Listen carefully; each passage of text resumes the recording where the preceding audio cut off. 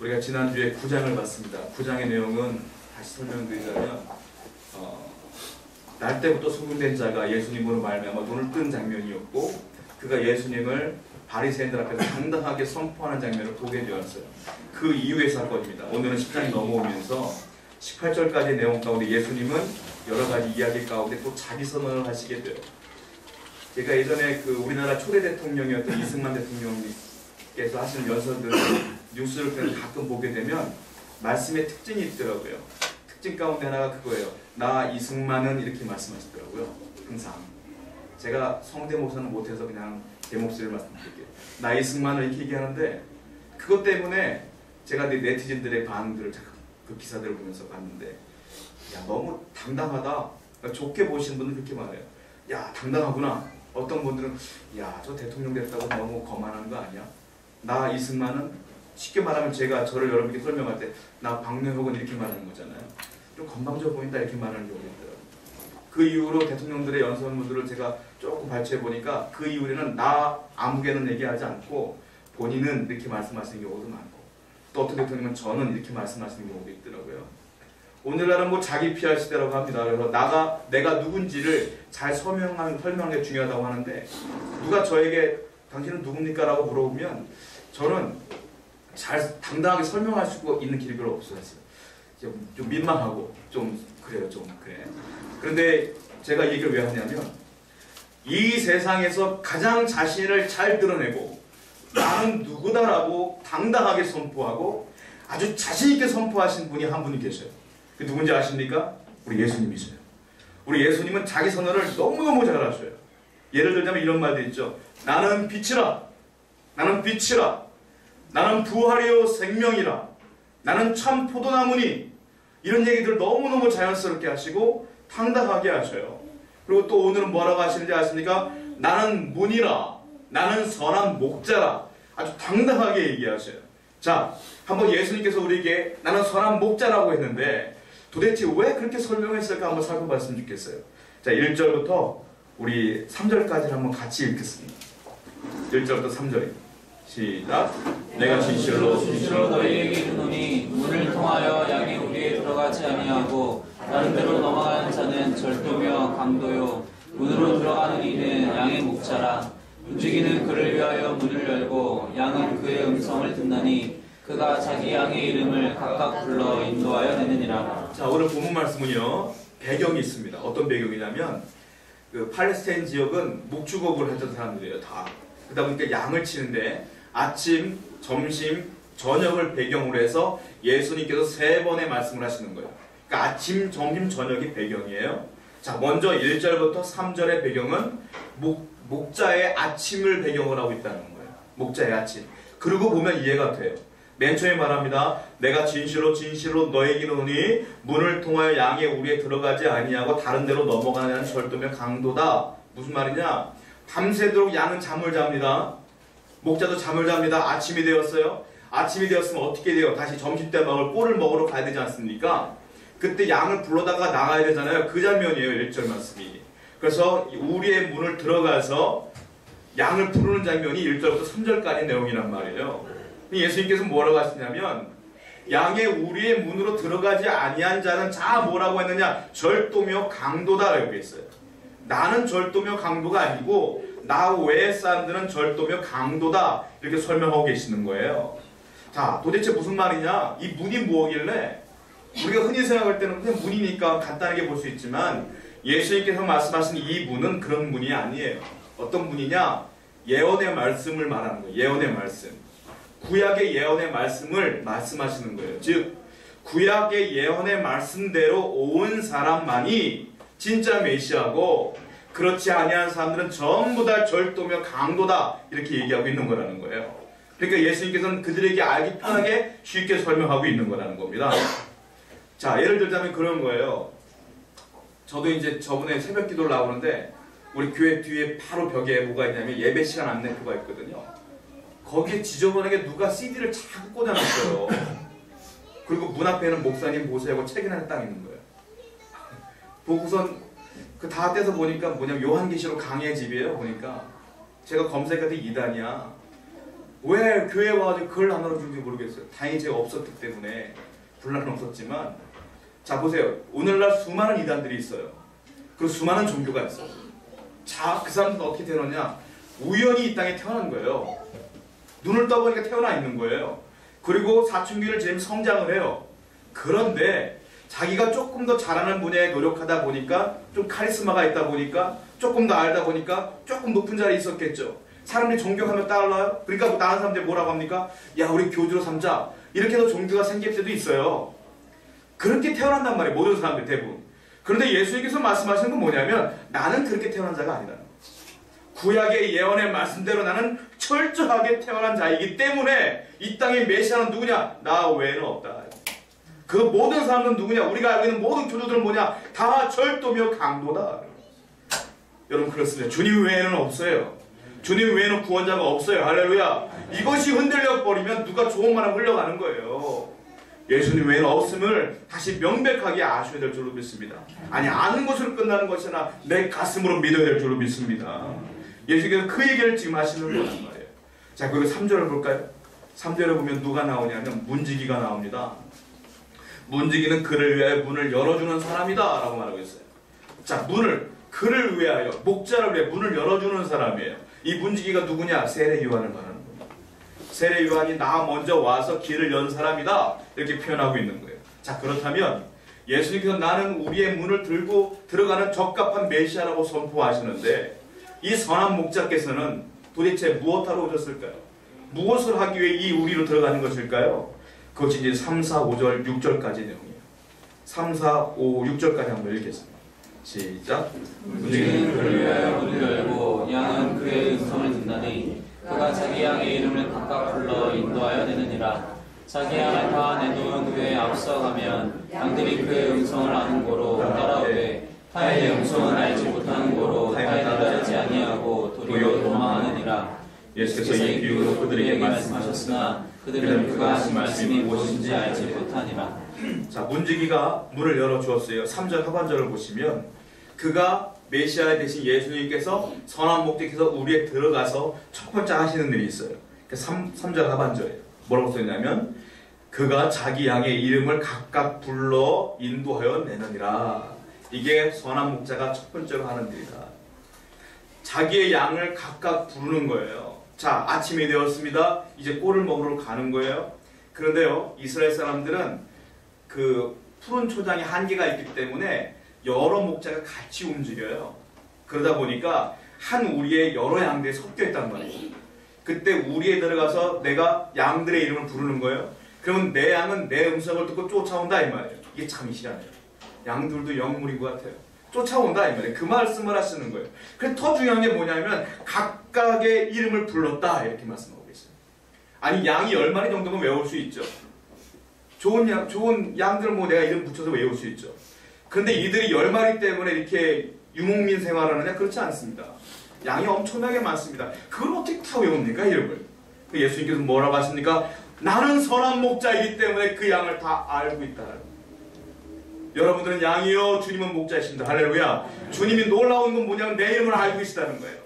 그리고 내 상황을 알고 계시다는 거예요. 여러분이 눈물의 의미를 알고 계시다는 거예요. 속상한 이유를 알고 계시다는 거예요. 주님께서 여러분을 그렇게 인도하실 줄로 믿습니다. 그 주님이 우리의 목자가 되어주신다. 이 말씀을 하고 계시는 거예요. 자, 4절 한번 볼까요? 4절. 제가 읽어드릴게요. 자기 양을 다 내어놓은 후에 앞서가며 양들이 그의 음성을 아는 고로 따라옵니다. 양이 그 음성을 듣고 따라오는 거예요. 성경에 보면 주의 음성을 듣고 믿습니다라고 고백했던 사람들이 많아요. 어린 예수님을 바라보시고 우리가 알고 있는 시므온이라든지 그리고 마리아, 요셉, 그리고 지난주에 살펴봤던 날 때부터 소경된 자도 예수의 음성을 듣더니 주여 내가 믿습니다 라고 고백했던 것처럼 주님의 음성을 듣고 주님의 백성들은, 주님의 양들은 주여 믿습니다, 내가 죄인입니다 라고 깨닫는다는 거예요. 근데 주님의 양이 아닌 자들은 못 깨닫는다는 거예요. 여러분, 주님의 음성이 오늘 가운데 흘러나올 때 여러분, 주여 내가 죄인입니다, 내가 여기 있습니다 라고 고백할 줄 아는 주님의 진정한 양이 될 줄 믿습니다. 제가 두 아이를 키우면서 어린이집을, 똑같은 어린이집을 제가 보낸 적이 있어요. 근데 그 어린이집은 특이하게 부모가 데려가서 노크를 한 다음에 이름을 불러야지 나와요. 안 그러면 확인이 안 된다고. 제 와이프가 이제 일을 하다 보니까 제가 교회 갔다가 기도하고 와서 끝날 때쯤 되면 애들 데리러 왔거든요. 노크라고 불러요. 예아야, 예린아 이렇게 부르면 그때가 잠자던 시간에 뭘든 간에 듣고 일어서 나와요. 집에 옷 입고. 그리고 선생님 쫓아와요. 그 다음에 제가 이 말씀보다 그 생각 나더라고요. 아니 저를 봤습니까? 그 딸들이? 못 봤잖아요. 지금 방에 다른 방에 있고 저 들어왔잖아요. 예아야, 예린아 부르면 얘들이 내 음성을 듣고 와요. 어떻게 알죠? 얼굴도 못 봤는데 그 목소리가 아니까요. 우리도 알잖아요. 처음 보는 사람의 목소리는 모르지만 관계가 깊어지면 누가 불러도 들리지 않습니까? 바로 이게 그거예요. 목자와 양의 관계는 이와 같이 안 봐도 얼굴을 안 봐도 음성만 듣고 알 수 있어야 된다는 거예요. 예수님 본 사람 이 땅에 아무도 없어요. 하나님 본 사람 아무도 없어요. 그러나 주님의 음성을 들을 수 있어요. 어디로요? 이 성경을 통해서. 이 말씀을 통해 우리는 볼 수 있어요. 들을 수 있어요. 할렐루야. 그 예배를 통해서 들을 수 있어요. 설교를 통해서. 할렐루야.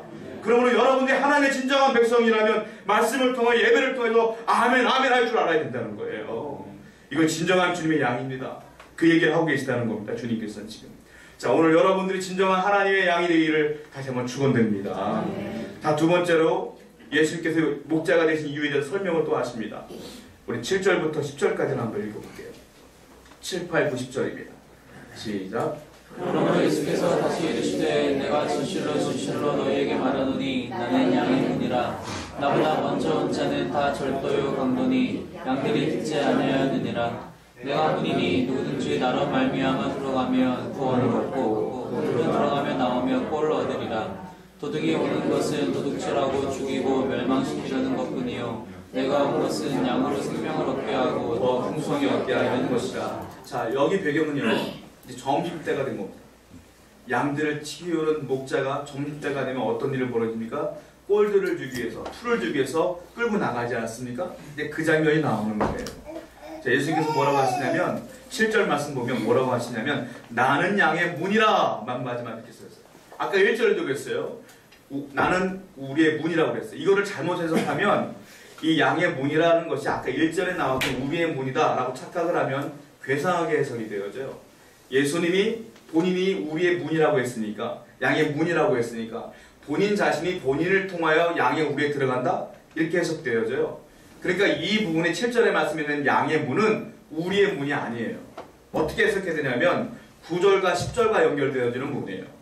9절과 10절에 뭐라고 써있습니까? 9절에 내가 문이니 누구든지 나로 말미암아 들어가면 구원을 받고 이렇게 되어 있거든요. 즉 여기에 나온 그 문은 구원을 받게 하는 진리의 문이다. 생명의 문이다. 또 뭐라고 써있어요? 꼴을 얻으리라. 이 문으로 들어가야만 꼴을 얻는 거예요. 또 11절에 10절에 뭐라고 써있습니까? 더 풍성히 얻게 되는 것입니다. 이 문을 통하여서만 구원을 얻고 꼴을 얻고 풍성히 얻게 될 것을 이해하고 계시는 거예요. 예수님이 그렇게 말씀하시는 겁니다. 그렇습니다. 여러분, 양은 참 쉽습니다. 우리의 갇혀있는 양은 참 쉬워요. 왜 쉽냐면 목자가 일리 와 한 다음에 선한 곳으로 꼴이 많은 곳으로 인도한단 말이에요. 그러면 가장 쉬운 방법이 있어요. 무엇이냐면 그 울타리 가운데 문은 하나예요. 문만 따라가면 되는 거예요. 문만 따라가면. 그러면 쉽게 얻을 수 있는 거거든요. 예를 들자면 그런 거예요. 이 문은 어쩌면 양들의 생명이라는 거예요. 극장이나 이런 데 화재가 났다고 생각해 보자고요. 거기에 불이 났는데 뭐가 있습니까? 문이 있습니다. 비상구가 있어요. 사는 방법은 문을 통하여 나가는 방법뿐이 없어요. 그게 문이에요. 예수님께서 말씀하시는 그거예요. 나는 양의 문이다. 이 말은 내가 생명이다. 이거예요. 내가 생명이다. 이건 죽고 사는 문제라. 이거예요. 나를 통하지 않은 넌 죽는다. 나를 통하여야지만 너희는 산다. 무슨 말이에요? 나를 통하여야지만 구원을 받는다. 이거예요. 주님 외에는 구원자가 없으면 다시 한번 우리는 믿어야 될 줄로 믿어요. 주님 외에는 없다. 이 얘기를 계속하고 계시는 거예요. 그런데 사도행전에 보면 그 말씀을 더 노골적으로 하십니다. 사도행전 4장 12절을 보십시오. 사도행전 4장 12절입니다.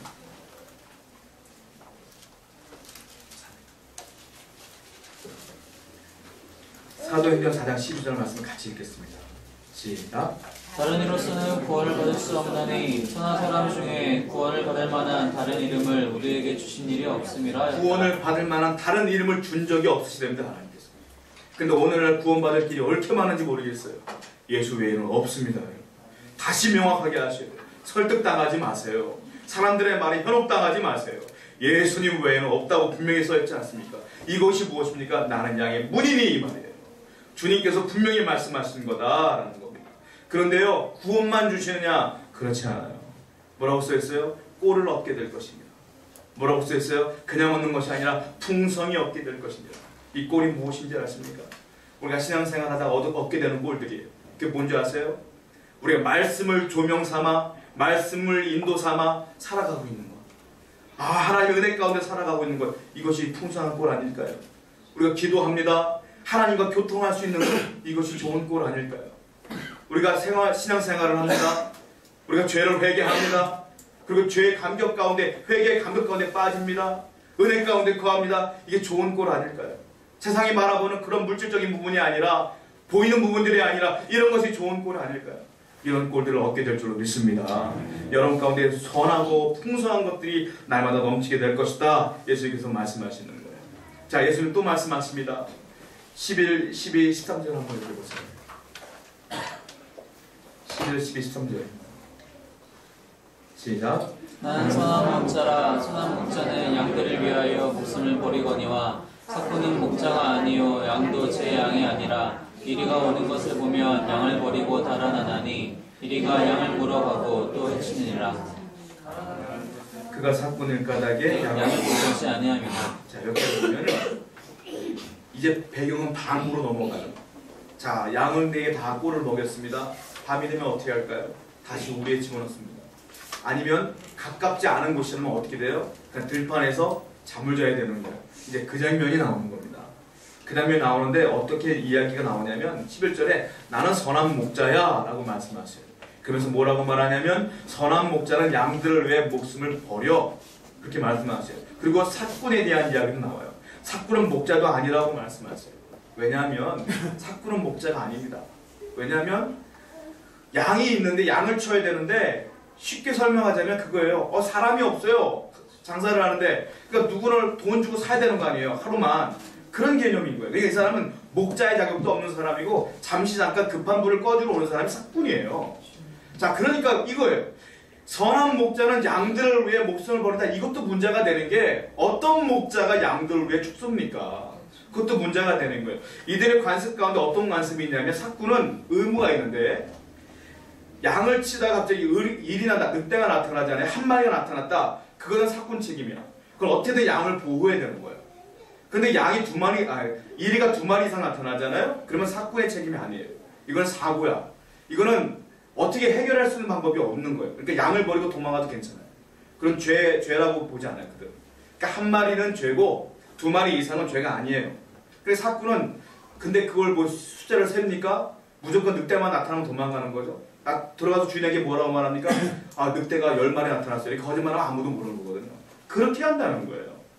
그런데 선한 목자라 할지라도 아무리 좋은 목자라 할지라도 어떤 사람이 양을 위해 목숨을 바칩니까? 여러분들 강아지를 사랑한다고 생각해봐요. 내 강아지를 위해 목숨 바칠 수 있어요? 그럴 수 없잖아요. 유일하게 목숨 바친 분이 계시다. 예수님이에요. 예수님은 선한 목자 그 이상의 목자예요. 일반적인 사람의 목자가 아니에요. 그분은 양을 위해 목숨을 바치겠다라고 선언하셔요. 도대체 무엇 때문에 그렇습니까? 아무리 사랑한다고 해도 그렇게 할 이유가 없는데 왜 그럴까요? 여기서 보면 우리 17절과 18절을 보겠습니다. 17절과 18절 한번 읽겠습니다. 시작. 내가 내 목숨을 버리는 것은 그것을 내가 다시 얻기 위함이니 이로 말미암아 아버지께서 나를 사랑하시느니라. 이를 내게서 빼앗는 자가 있는 것이 아니라 내가 스스로 버리노라. 나는 버릴 권세도 있고 다시 얻을 권세도 있으니 이 계명은 내 아버지에게서 받았노라 하시니라. 이 부분은 뭘 얘기하는 거냐면 예수님이 앞으로 십자가에 돌아가실 걸 예언하시는 겁니다. 그런데 뭐라고 말하냐면 내가 너희를 죽을 것이다. 선한 목자이기 때문에 죽을 것이다. 이 얘기를 하시는 거예요. 그 이유가 뭐냐면 18절의 말씀 보면 권세라는 단어가 2가지가 나와요. 맨 처음에 나는 버릴 권세도 있고 다시 얻을 권세도 있다라고 얘기합니다. 이 권세는 우리가 흔히 알고 있는 권력이 아니에요. 여기서 말하는 권세는 무엇이냐면 권리예요. 권리. 나는 버려도 되고 안 버려도 내 자유야 이 말이에요. 그것을 권세라고 표현하고 있는 거예요. 무슨 말이냐? 하나님은 나를 이 땅에 보내셨으나 그냥 억지로 끌려가 죽은 것이 아니라 나는 너희를 사랑하기 때문에 내 의지를 갖고 내가 스스로 죽은 거야. 이 표현하고 있는 거야. 사랑하기 때문에 죽는 거야. 너희들의 영혼을 위해 죽는 거야. 근데 그 이유가 뭘까요? 그 이유가 14절, 15절, 16절이에요. 한번 읽어보세요. 다시 한번 읽어보세요. 중요한 거니까. 14, 15, 16절. 시작. 나는 선한 목자라. 나는 내 양을 알고 양도 나를 아는 것이 아버지께서 나를 아시고 내가 아버지를 아는 것 같으니 나는 양을 위하여 목숨을 버리노라. 또 이 우리에 들지 아니한 다른 양들이 내게 있어 내가 인도하여야 할 터이니 그들도 내 음성을 듣고 한 무리가 되어 한 목자에게 있으리라. 이게 이유입니다. 뭐냐? 아버지가 나를 아시고 내가 아버지를 아는 것처럼 목자가 양을 알고 양도 목자를 알게 하기 위하여 내가 죽노라 이 말이에요. 즉 예수님이 하나님을 알고 하나님이 예수님을 아는 것 같이 너희들도 내 아버지 하나님을 아는 것처럼 알기를 원한다. 그래서 내가 죽는다 이거예요. 이건 사실 불가능해요. 그 어떤 사람이 예수님처럼 하나님을 알 수 있겠습니까? 그러나 예수님은 이렇게 표현하신 이유가 뭐냐면 인간이 하나님을 알 수 있는 가장 최대의 방법은 뭐냐? 이 십자가 의미를 아는 것이다. 내가 죽어서 이 의미를 아는 것, 내가 너를 사랑하는 것, 그 사랑이 하나님의 사랑인 것을 알게 하기 위함이다. 이것이 십자가의 의미예요. 이것이 하나님의 은혜예요. 주님의 사랑을 깨달으시기 바랍니다. 내가 장사가 안 된다, 가게가 안 된다, 사업이 안 된다, 직장이 망한다, 내가 원하는 대로 안 열린다. 이것 때문에 하나님의 사랑이 흔들리는 게 아니라는 거예요. 하나님의 사랑은 영원하시죠. 이 사랑은 당신을 향한 하나님의 뜨거운 사랑은 지금도 지속되고 있다는 사실을 우리는 기억해야 된다는 겁니다. 예수님은 그렇게 말씀하시는 겁니다. 근데 그 결과가 뭔지 아십니까? 원래 목자가 죽으면 양은 흩어지게 돼 있어요. 당연한 거 아닙니까? 그런데 주님은 다르게 얘기해서 16절 보세요. 제가 읽어드릴게요. 또 이 우리에 들지 아니한, 즉 내가 키우고 있는 양이 아닌 거죠. 이 우리에 들지 아니한 다른 양들이 내게 있어 내가 인도하여야 할 터이니 그들도 인도하기 위해서는 내가 죽어야 된다는 거예요. 자, 그들도 내 음성을 듣고 한 무리가 될 것이다. 한 목자가 있으리라. 흩어지는 것이 아니라 당신이 돌아가셔야지만 온 인류의 복음으로 하나가 되고 하나님 은혜 가운데 구원이 이루어질 것이다 라는 것을 예언하고 있어요. 나는 선한 목자라. 나는 뭐뭐이다. 에고 에임이라고 써요. 에고 에이미. That I am. 에고 에이미. 이것을 뭐라고 표현하고 있냐면 성경에서 신적 언어로 표현해요. 예수님은 당신을 신적인 표현할 때마다 에고 에이미를 쓴단 말이에요. 나는 선한 목자다. 그런데 놀라운 사실은요. 6절 보면 이 사람들이 전혀 못 알아듣습니다. 이 얘기. 6절 보십시오. 시작. 예수께서 이 비유로 그들에게 말씀하셨으나 그들은 그가 하신 말씀이 무엇인지 알지 못하니라. 아무리 예수님이 이렇게 내가 널 사랑한다고 말해도 못 알아듣는 못 알아듣는. 여러분은 하나님이 선한 목자이심을, 주님이 선한 목자이심을 다시 한번 마음속에 새겨야 될 줄로 믿습니다. 이것이야말로 축복이요 은혜요 감사의 조건을 믿으시기 바랍니다. 우리 함께 찬양하며